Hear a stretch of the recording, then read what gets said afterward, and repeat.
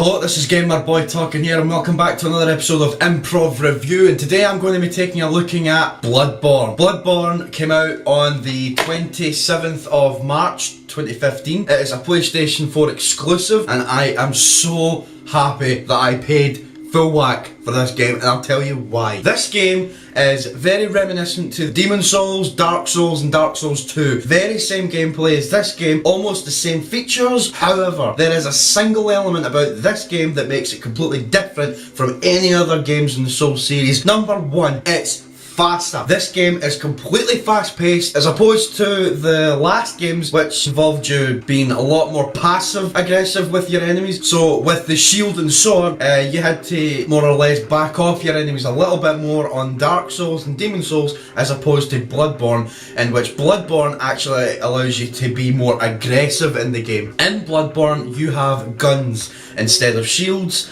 The guns play a significant role in the game, and what I mean by that is guns aren't there just to shoot enemies at long distance. You can do that if you like, but it won't cause that much damage and it'll probably take you a long time, and there are only 20 bullets that you can carry at a time. Some weapons take up 2 bullets at a time. There's one weapon in the game that takes up 10 bullets at a time, therefore you can only fire it twice. And why that is because guns are there so that you can stagger your enemies, giving you room to do your riposte attacks, similar to the one you could do in Dark Souls. They have also stripped away the ability to stab your enemies from just walking up behind them. What you have to do now is when you get behind your enemies, you have to do a strong attack to stagger them, then you can stab them up the back. With that, I thought things like that could change the whole pace of the game entirely. When you go into Bloodborne, you need to remember that you're not playing a Dark Souls game. Just because this is made by From Software and from the exact same person that created Demon Souls doesn't mean that it plays the exact same way. It plays a little bit different than what it used to be like. This game plays it in a completely different way, completely aggressive. No longer do you have to stand off your opponents all the time. You have to plan out your next move very quickly.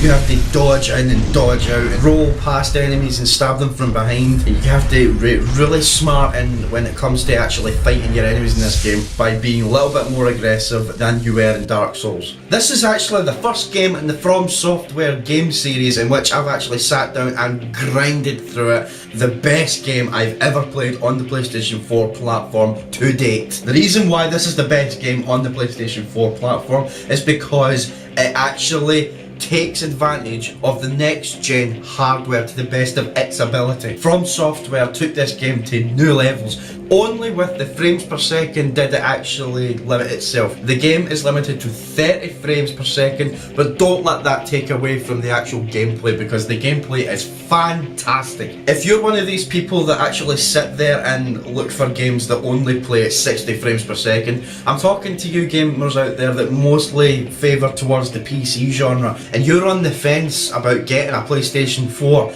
I urge you to go out and buy a PlayStation 4. This is the PlayStation 4 selling point. This game will sell PS4s worldwide. This game is the best game in the From Software franchise. The boss fights in the game are absolutely amazing. They are so hard.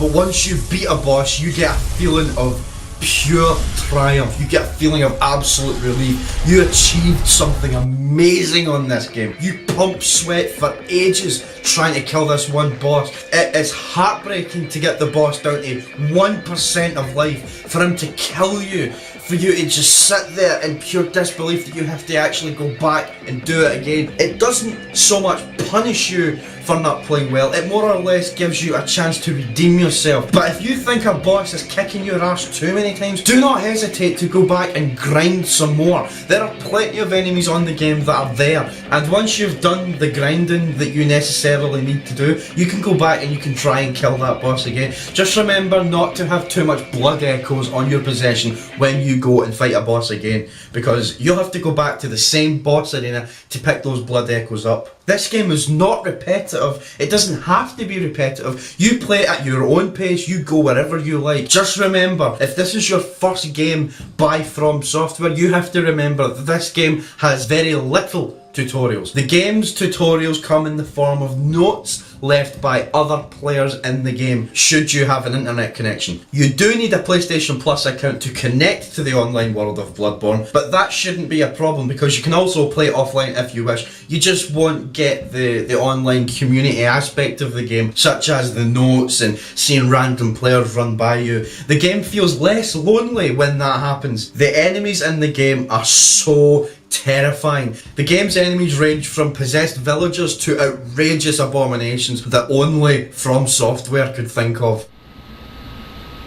I don't like the look of that, and I most certainly don't like the speed that they move at. Oh, they're spiders! Those are one ugly, ugly enemies. Stranger than the spiders, what the hell are you? What the hell are you? You freak!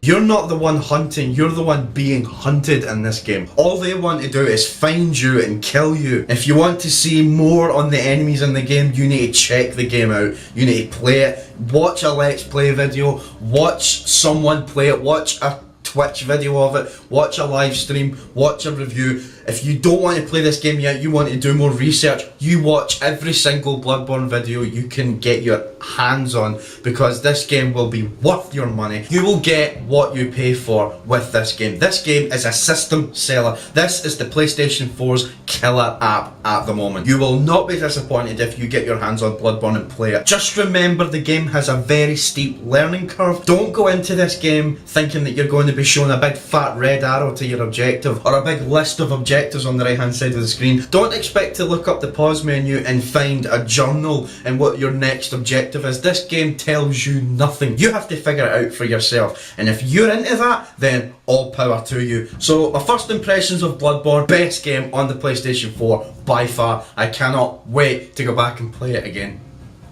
Hello guys, if you enjoyed watching this video, then I urge you to please put a like onto the video, subscribe to the channel if you want, and please comment. Give me some constructive feedback, I would be greatly appreciative of that.